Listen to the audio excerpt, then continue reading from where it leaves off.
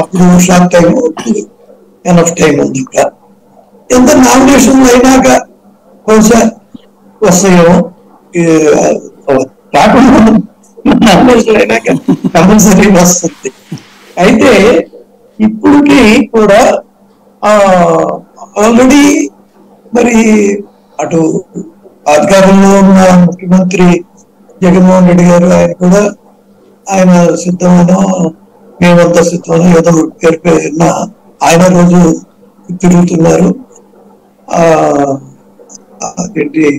అదేవిధంగా మిగిలిన కూటమిలో అయితే ప్రధానమంత్రి వచ్చారు ఒకసారి ఇంకా ఈ రాష్ట్రానికి 5 సార్లు వస్తారు, షెడ్యూల్ అయింది.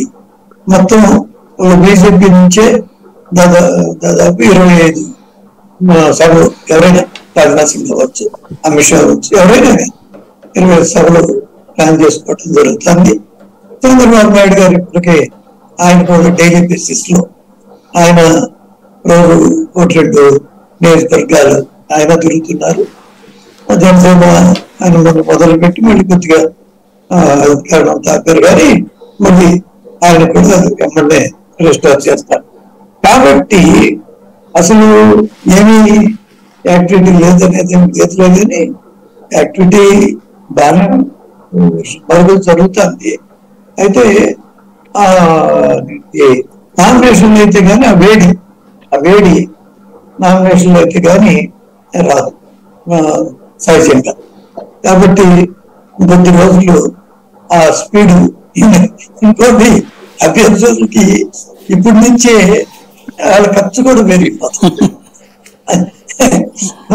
ఇది ఫ్లాష్ లాగా అయిపోతే అప్పుడు 20-25 రోజుల్లో అయ్యే ఖర్చు ఇప్పుడు 65 రోజులు పెట్టాలి. కాబట్టి వాళ్ళు స్లోగానే ఉంటారు సహజంగా. అది ఇవన్నీ కారణాలు. కాకపోతే మీరు అడిగిన వాటిల్లో ఒకటి మార్పులు చేర్పులు, అది స్మాల్ ఉంటేమో మరి. ఏదేమైనా మా సైడ్ నుంచి అటువంటి మార్పులు చేర్పులు ఏదైనా ఉంటే అది కేవలం అధిష్టానం